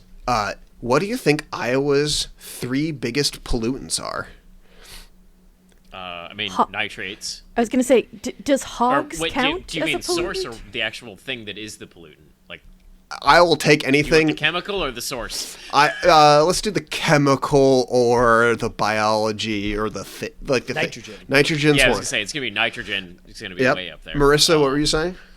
I was going to say just hogs. Yep. Like, Hogs. whole hog. They're just throwing too many whole hogs into Yep. the. Just a whole ass hogs in every creek. Yep. I mean, Hog or in every creek. if I were to be slightly more and less specific at the same time, everything involved in hog farming. Okay, to do a little Calvin family backlore, my grandfather's side are actually hog farmers from Iowa who left in the Great Depression, and I have a very visceral memory of my grandfather describing to me what it was like to slaughter the hogs and leave them to die in the field, or to rot in the field. So yeah, whole ass hogs, not out of the question. Because they weren't worth it to ship to market. Yep. My favorite. Sorry, I have a personal beef with people complaining about during the COVID pandemic of like, oh yeah, I care for my animals. This is a bunch of people who take and confine hogs to very tight enclosed spaces, treat them like dog shit. It's really sad when I have to kill them because my either illegal immigrant or like a horribly underpaid new immigrant can't work in the slaughterhouse. It's very distressing for me to have to slaughter my pigs. I'm like, motherfucker, what did you think was going to happen? Like, anyways, that's a conversation for a different day. They're like whole intelligent beings. I don't really eat pork anymore. There's very little meat I eat. Yeah, it's a whole thing. Anyways, yes. So Marissa, you're right. Anything to do with hog farming, super bad. Nitrogen, super bad. Phosphorus, and I'll describe all these pollutants in a little bit more detail in a second. Phosphorus is one. E. coli. Yeah. I was gonna say E. coli's got to be in there. Right? Yeah. Okay, but it's an element. It's not an element, but it is a pollutant. Chloride. It's very complicated, but yeah. So E. coli is another one. It's the fun thing though is what E. coli we can trace. Like E. coli that comes from a pig gut is different than what comes from a cow, is different than a human, is different than deer and raccoons. So like we can do the genetic tracing on the E. coli bacterium, and in my county, the E. coli bacteria that is of most concern is, drumroll please, human. Oh, don't do that. Yeah. Why are you doing that? Stop doing it. John, you don't live in the South. Stop pooping in the street. Yeah, so we think it's because all of our septic systems are all leaking. Oh yeah. Yeah. So everyone. That makes yeah. sense. So that's the working theory. But Marissa, you are 100% right. It is either pig or cow that causes most of it. In town, we seem to have the only thing we can think of is we have a very small feral hog population or a false positive. Those are the two options, because in literally downtown at one of the water samples, they found E. coli that was genetically traced back to a hog genotype, basically. And there are no hogs in like a 50-mile radius, or not 50-mile radius, but like within this. Well, that's just because we haven't done a good job advertising the podcast. Yeah. So The reason I went for hogs is like they're notorious for being just wreaking havoc on any ecological system they come in contact with.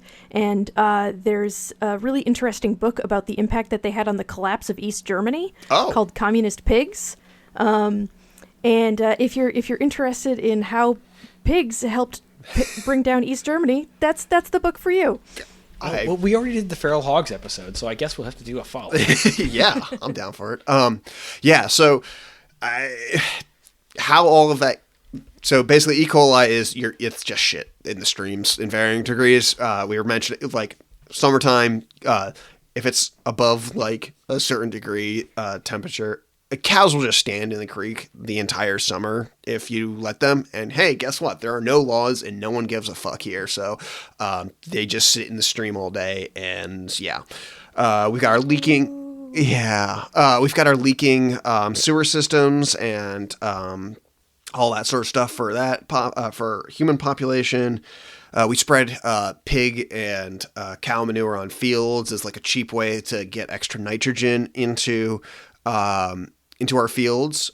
So if it rains too soon after you apply shit to your fields, it just all washes downstream. And if you have enough time to wait, that nitrogen is really good. Like nitrogen is what plants need. Like it's like the Bronto of of the plant world. It's what plants crave. Like it is actually yeah, exactly. And so it's really good. And the problem is though, you can very easily over apply nitrogen to a crop field. And so when that nitrogen in an element form basically does not bind tightly to soil. So when it rains particularly hard, like it does in Iowa, we're supposed to get an inch of rain tomorrow. It's January 7th. Yeah, climate changes are really yeah, don't worry about it. Yeah, we're supposed to get an inch of rain in January. All of that, if anyone put on manure or too much nitrogen, that there's not enough soil to bind to that nitrogen, it's going to leach really quickly through through the soil profile and into the creeks. And nitrogen causes blue baby syndrome, particularly. So that is... Wait. Question. Yeah. Babies. Blue, good or bad? So I've heard, and I'm not a parent yet, so I don't have any experience yet, but I've heard babies need to be like this pinkish red color usually. Parents? Okay. Yeah, no, Noted. yeah, okay. I mean, your mileage may vary. They can also be various shades of brown and things like that. But yeah, Generally, like we'll say flesh colored is probably good. yeah. Flesh colored. Okay. Yeah, All right. Okay, but what about Smurfs? yeah. So Smurfs, not real AJ, turns out. Yeah. So God damn. I know. I'm sorry. So basically, if you have too much nitrogen in your water column, and you have access to that water, and you drink it, it prevents hemoglobin. So the actual bit of the actual. Oh, you need that. Yeah, That's important to be human. that's important to breathe. So hemoglobin allows like oxygen to bind to your red blood cells. And babies aren't really good at processing it yet. After a certain point, you're able to process it a lot better. Adults usually don't have a problem with high nitrate levels. High nitrate levels, however, still make your gut feel bad. And so that's if your drinking water comes from an area that has high nitrogen and you were raising kids without a really aggressive filtration system, you can accidentally kill your kids. Fun times. Oh, you shouldn't do that. Yeah. No, it turns out when it says we're pro-life, it's just for like that 9 odd months or so. It's in the womb and then it's go fuck yourself. Oh, Yeah. We all know that, but it's just, frustrating. Have a kid, Yeah, you'll and find yet, out a like- lot more about that. In the process, so. You really need like a serious it is not easy to filter. It's nitrates- about nitrates $1,000. out of water. Yeah, it's $1,000 for an in-home nitrogen system. This ain't no Brita filter. No, like no, it's a reverse osmosis system. We're gonna put one in here in a little bit for ourselves, but like, that is what you need. It's $1,000. Like, you can get them over the counter, but like, they are expensive. It's not something you can just go out and get. Like, it's a day. It's a lot of money in a lot of cases, and especially if you're poor. God forbid you're poor in this country. So that's I nitrogen. think we're just going to take this as a great point to remind people, like, if you're on well water, make sure you get your well Yes. tested frequently. Yes, if you're on well water in the Corn Belt, so the Midwest. Oh, no, anywhere. Okay. Because you can have E. coli problems anywhere. Oh, this is nitrogen, and, but yeah. and get it tested several times. Oh, I'm because- thinking of a problem I ran into when I was in Minnesota. Oh, go on. Oh yeah, we went to like a church for a Christmas service, and there was E. coli in the water there. Oh. And then I was informed that this actually, is only a problem in place. This is only a problem in places that have like an issue with the well. And I was like, well, I know that water moves underground, so I think that it's more than just here. Yeah, it's probably a couple places. In my area of Iowa, like if you have access to the water, it's again, everything leaks.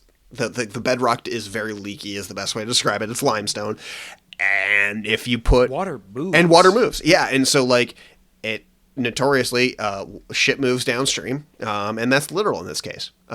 So we got one more pollutant to go, major pollutant to go through, and that's phosphorus. And this is actually a sneaking surprise for a lot of folks. We hear a lot about nitrogen and nitrate pollution in Iowa.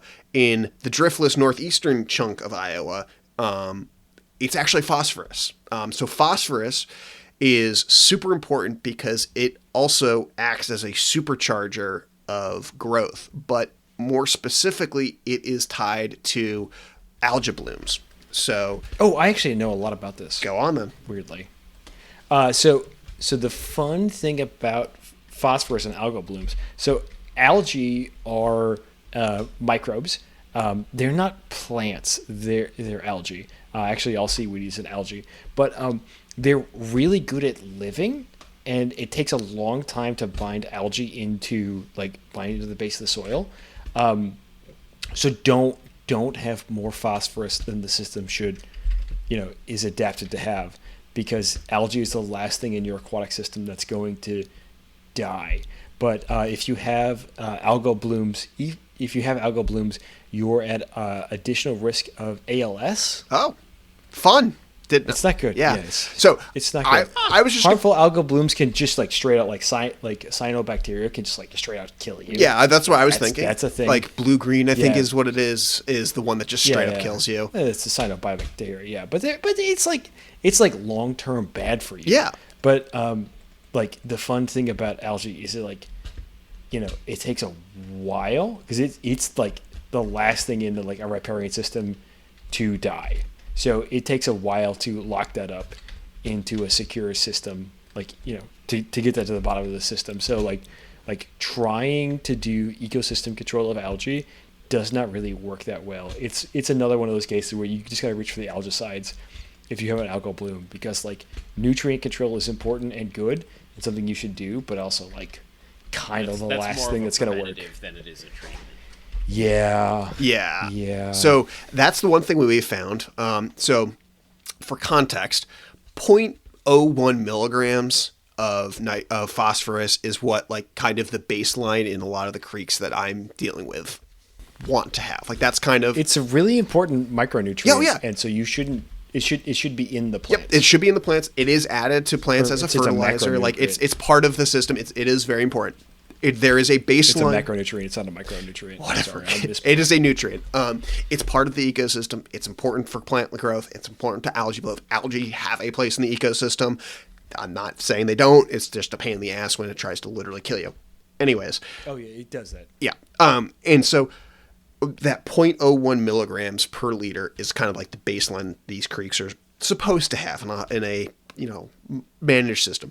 Our management plans in the area call for 0.3 or 0.02, 0.02, 0.03 milligrams is an acceptable baseline. Basically assuming hey, I can't move. That you're adding pollution, you're adding nutrients to get your corn to grow good. Things.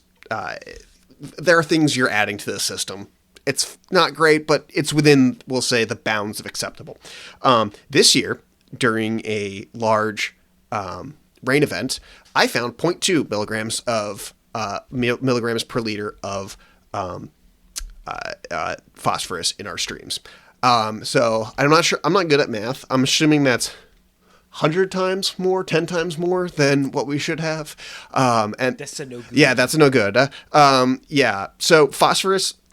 Yeah. So basically, it's a super big problem in my area because phosphorus is bound tightly to soil particles. And so what this is telling us is that soil particles are eroding in our water stream, or water ecosystem, watershed. Jesus, John. We're having a lot of sediment loss. And that sediment loss is really bad because that means that is, I use the term, it's basically like smog to a fish population. I'm not sure if that's actually correct, but I think it's probably the best way to think about it for a lot of folks.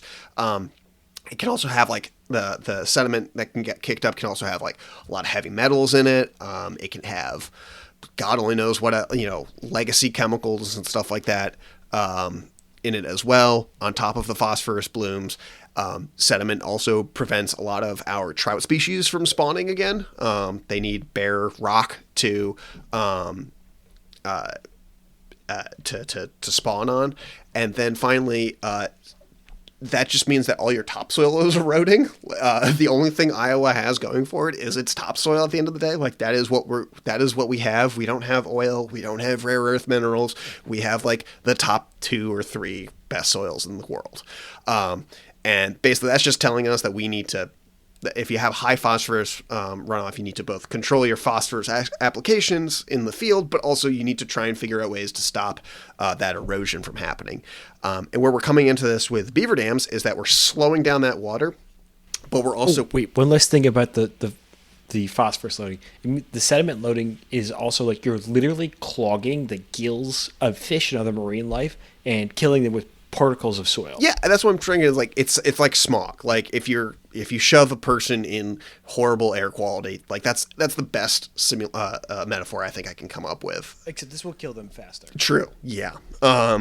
You're also, yeah. Anyways, so back to the beaver dam of it all. How do beaver dams address phosphorus, nitrogen, and E. coli pollution? Well, we'll start with the easy one first. So for phosphorus, basically by putting up a series of beaver dams in the way of the water, the stream, you are creating a whole bunch of check dams that slow down water, allow that soil time to settle out and collect at the bottom of the stream, and then move on further downstream. You also have nitrogen, so when you get these high flow events, right, waters flood, and you have the soil and the nitrogen settle out on top of the soil on top of a floodplain, so that you've got all the bacteria in the soil time to break down all of the nitrogen a second time. And then I don't really know about E. coli, I'll be honest. That's one I'm still learning about. So we'll see. My theory is that, hey, E. coli just needs more time to settle out. I don't really know, but I'm assuming it's a good thing. Or having more dams and check dams and stuff like that within the system is probably going to be beneficial in some fashion for E. coli, but I don't know. So we're going to find out. Yeah, that's all I had really for restoration. Beavers, they're really cool. Yeah. It's really... They're good. They're great. Like, it's not... Do we need to talk about mitigation and that kind of stuff, though? Do we need to talk about the we pond have levelers? to mention yes, the Clemson levelers. Yeah. And the beaver deceivers and the whatever the other one we is. do have to talk about that. So good call. Yep, thank you for reminding me. So we've got a lot of options. So let's think of things that beavers do that we don't want them to do. Gang, shout them out. They clog up culverts. Yeah, so they clog up culverts. So basically, because beavers are really good dammers, but not really smart at the end of the day, you can literally just make a trapezoid in front of your culvert, and that amount of perimeter basically is enough for the beaver to like give up and move on and dam somewhere else. Sometimes you can also combine this by... Sometimes. You can also do a beaver dam analog upstream of the culvert as well, as having it with this trapezoid shape. So it'll just start it thinks that, a beaver built this dam upstream of this culvert. I'll just start building it here because, hey, that's what they've been doing literally for millennia. If you need to keep an area leveled and there are... keeping the area like at a consistent flooding level, basically an acceptable flooding level. The short version is you just stick a pipe with holes that they can't pack soil around through their beaver dam, and it just floats. Like, it's this really ingenious thing, but it's literally just, it's a pond leveler. Like, it's a Clemson leveler because they needed a fancy name for it, but like, how else would you describe it, AJ?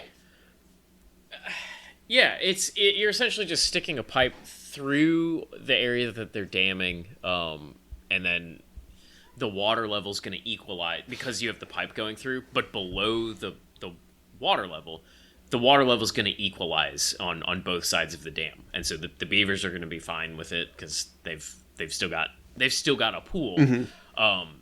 They don't work well if things on the upstream side tend to dry out because or the water level is going to drop too far. Yep. If it drops enough where it's exposed, then it doesn't work anymore. So you do need it to be in a fairly like deep or established stream for it to really work well. But yeah, and I've heard that like you don't want to drop it more than like a foot or two if the beaver colony is already established.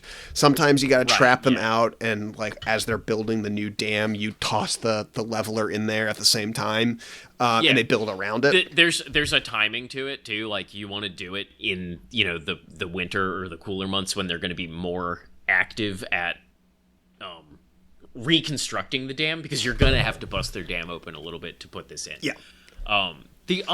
There's another one that I've seen that I guess it would work. I don't really know how well they work. I've never actually seen them used. It's just something I've seen like on design docs and whatever. And that one's more just like, instead of putting the pipe through the dam, you kind of just drape it over the top, and then it's using.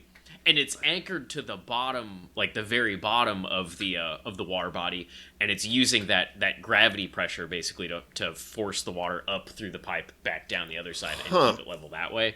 I don't know how well those ones work. I've never used or seen one. Or the one I built got blown out by a 6-inch rainstorm, and so like the notch that we had created in the dam, the beavers didn't have enough time to repack it before we just got inundated with rain, and so everything just went boom and washed the entire system out. So, and these things are like that's the thing, is these things are never permanent anyway. Yeah, and that's like there is no permanent pond leveler. There's no permanent solution to it. Like you might get 5, 6, 7, 8, maybe 10 years out of it, if you're lucky. And that's and everyone's you're going to be redoing it. Well, and that's the thing that annoys me with like everyone saying like trapping. It's like I had someone upstream of one of the properties I manage, and they're just like, yeah, it costs money to trap these out. You should do that because they're on your property. And I'm like, A, North American model of conservation. No, I don't have to.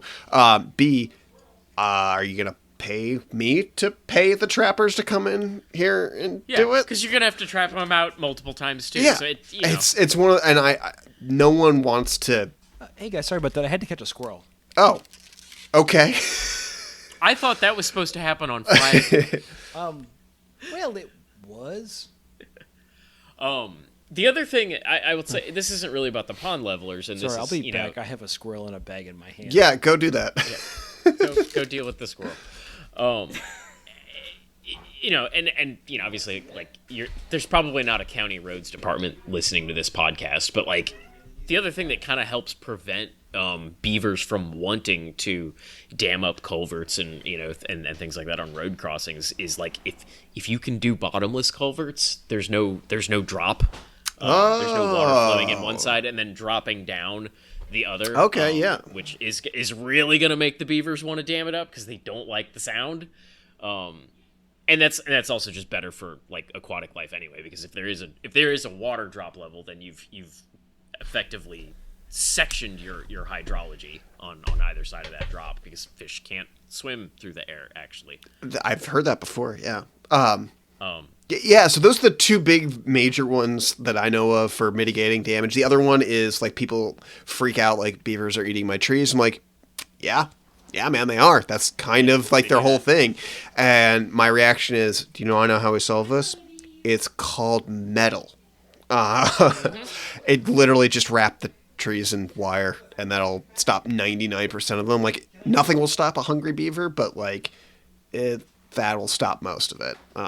Also, I'm a big believer of like you just got to have a lot of habitat. Like, if you've got good, high-quality habitat for the beaver to live in, like, that's not the end of, like, they can do their thing over there, and, like, sometimes they'll come up to the uplands, but, like, if they have enough good habitat with willows and areas for them to do their thing in, they're not going to bother your white oaks on the hillside. Right.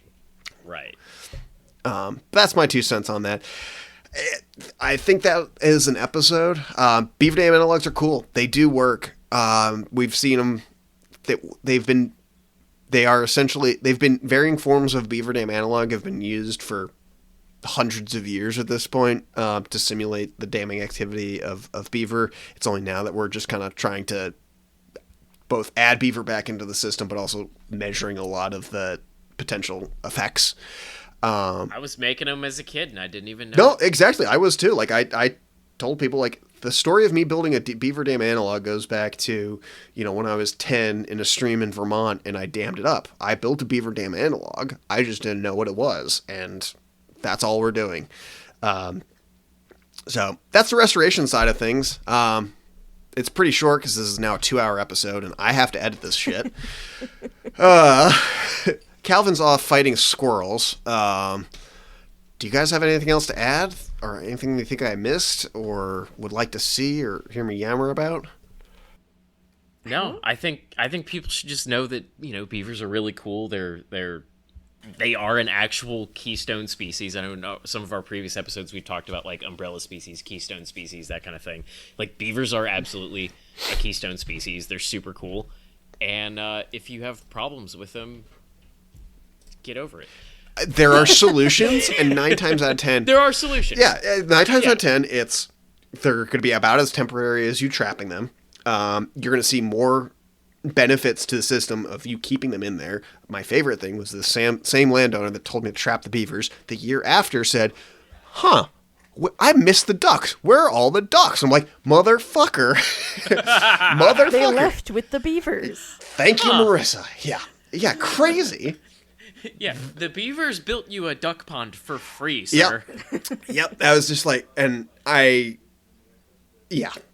was one of the most frustrating things ever. It was just like, you guys could do this too, and so connecting the dots for some of these people is a pain in the ass. And the answer, and the main enemy again, is capitalism, because a lot of the areas that should be these beaver wetland restoration areas, like I'm looking at one of the maps that I'm looking at, like the 500, like the 500-year floodplain areas are, if it's not being grazed aggressively by cattle, some schmuck. I say you gotta graze it right up to the water. Oh yeah, you gotta have the cow pooping in the stream. Otherwise, how do you know that you're actually doing it right?